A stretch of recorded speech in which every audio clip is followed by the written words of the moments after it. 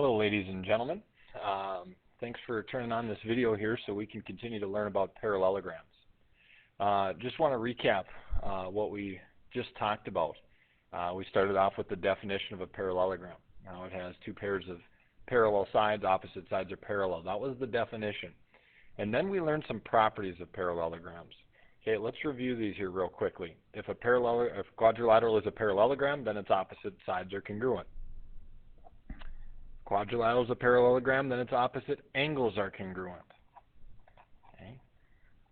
If it's the quadrilateral is a parallelogram, then its consecutive angles are supplementary. Today is going to be one of those converse days that we've had in here many times. Okay, when we know if we have a conditional statement, an if-then statement, and we look at the converse, we take the if and then and switch them. Okay? And that's what we're going to be doing today. Instead of starting with knowing that the polygon is a parallelogram, we're going to start with just knowing it's a quadrilateral and try to figure out if it is a parallelogram. So our first converse, if both pairs of opposite sides of a quadrilateral are congruent, then the quadrilateral is a parallelogram. So notice, we start with a quadrilateral, a polygon with four sides. AB is congruent to CD. BC is congruent to AD. Then we know ABCD is a parallelogram. And of course, we have to ask ourselves this question. Why? How do we know that? When we first learned these properties yesterday, what did we do? Take the polygon and draw in a diagonal. Now notice when we do that, we end up with two triangles. Are those triangles congruent? Well, we've got the reflexive property. Yes, they are, by side, side, side. Now, how does the fact that we have side, side, side make this a parallelogram? Well, if these two triangles are congruent, it means all of their corresponding angles are congruent, which means this angle is congruent to that one. Those are alternate interior angles, aren't they? So if the alternate interior angles are congruent, this side is parallel to that side. Same thing here. This angle has to be congruent to that one if those triangles are congruent. Those are alternate interior angles, which then means this side is parallel to that side. So again, it relies on our ability to prove two triangles are congruent to see this. If both pairs of opposite sides in a parallelogram are congruent, or in a quadrilateral are congruent, then it's a parallelogram. Okay. Here's the converse of our opposite angles. If both pairs of opposite angles of a quadrilateral are congruent, then the quadrilateral is a parallelogram. Again, could we make an argument here for this one? Okay. I hope you're looking at this and picturing how that if we know angle A is congruent to angle C and that angle B is congruent to angle D, that we'd be able to make the argument that it has to be a parallelogram. Again, split it into two triangles. All right, so first example. The diagram at the right shows an adjustable basketball hoop. Explain why AD and BC are always parallel. So we've got one of these hoops where, I don't know, when I grew up I had a little broomstick that I'd put under here and I would be able to raise and lower that hoop because I knew if I could dunk, even if it was at 8 feet, I'd be pretty cool. Okay, so we've got one of those adjustable hoops. Okay, I can raise and lower it. Now, if I raise or lower it, would I want my backboard to look like this? And now here's the rim. That's not what I want.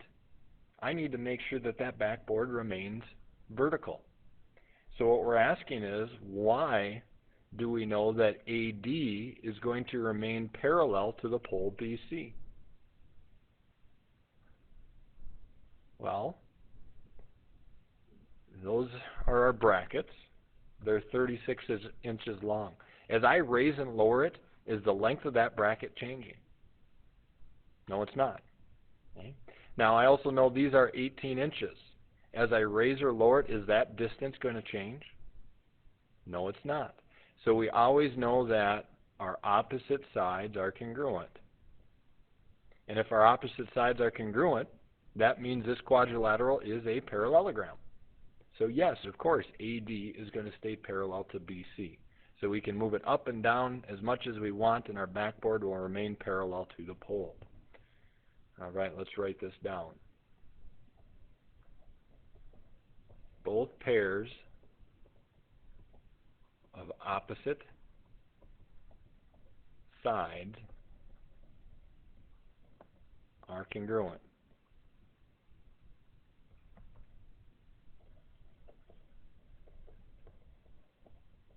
By theorem, let's see, what number was that? 8.7. ABCD is a parallelogram. AD is parallel to BC. Good. All right, next example, example 13. Is there enough information to conclude that angle B is congruent to angle D? Well, I've got a quadrilateral. Is there enough information in here marked for me to know that this quadrilateral is a parallelogram? Well, I've got one pair of parallel sides. It's not marked that these sides are parallel, but it is marked that these two sides are congruent. Is that enough information to know that this is a parallelogram?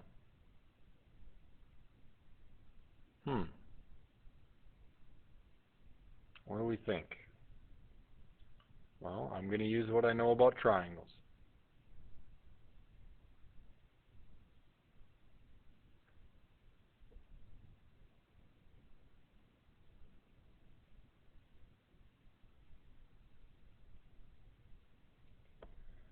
What do I have in these triangles?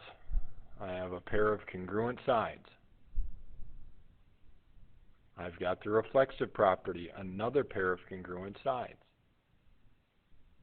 Now, if the top and bottom are parallel, I have alternate interior angles. Okay, so that means these two triangles are congruent by side angle side. And if those two triangles are congruent, what's true about AB and CD? They're congruent. And if they're congruent, it's a parallelogram. And if it's a parallelogram, angle B is congruent to angle D. Okay. So we know a lot of information if we have a pair of parallel sides that are also congruent. Okay.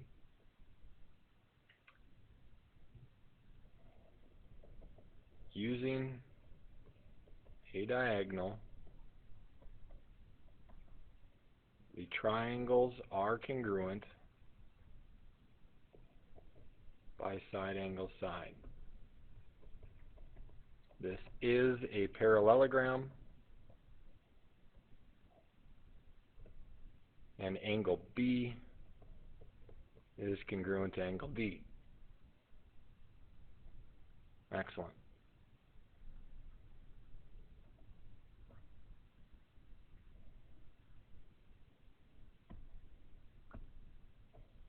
Is there enough information to conclude that this is a parallelogram? There it is.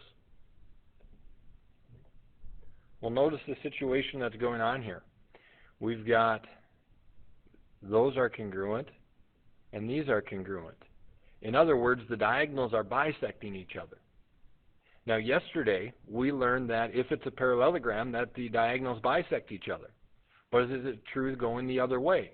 If the diagonals bisect each other, does this have to be a parallelogram? Well, we know what we have to do. Start looking at triangles.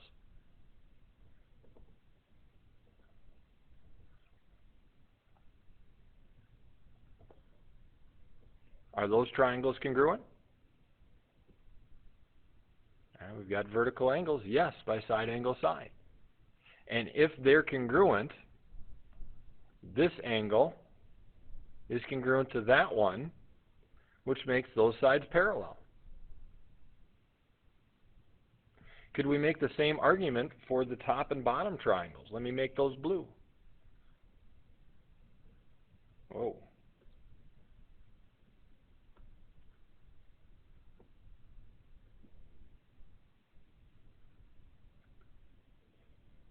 You know, some of my marks are kind of being covered up here.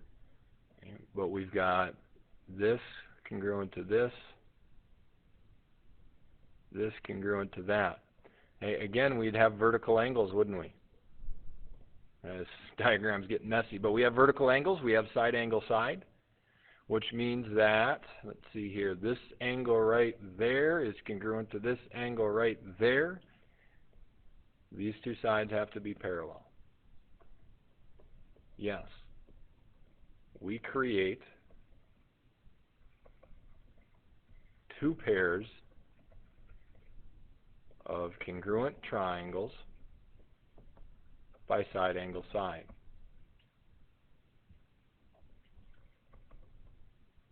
This gives us congruent alternate interior angles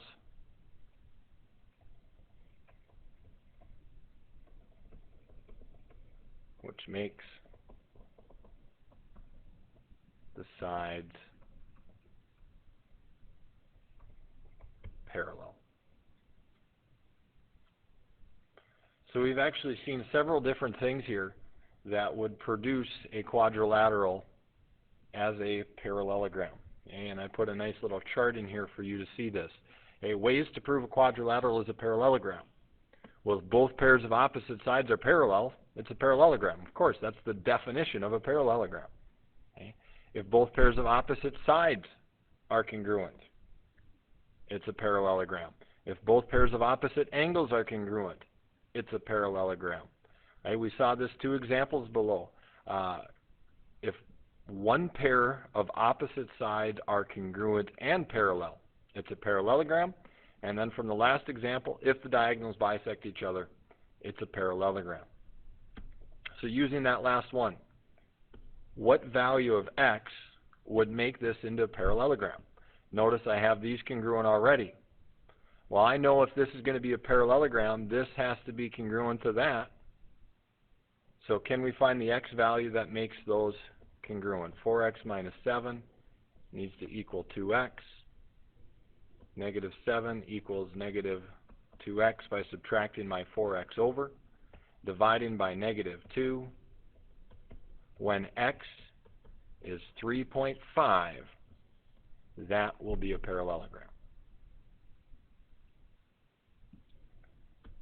All right, with that, we are finished with our notes for today. Tomorrow, let's take a quick peek. Oh, there it was. We get to start talking about rhombuses, rectangles, and squares. Thanks for watching.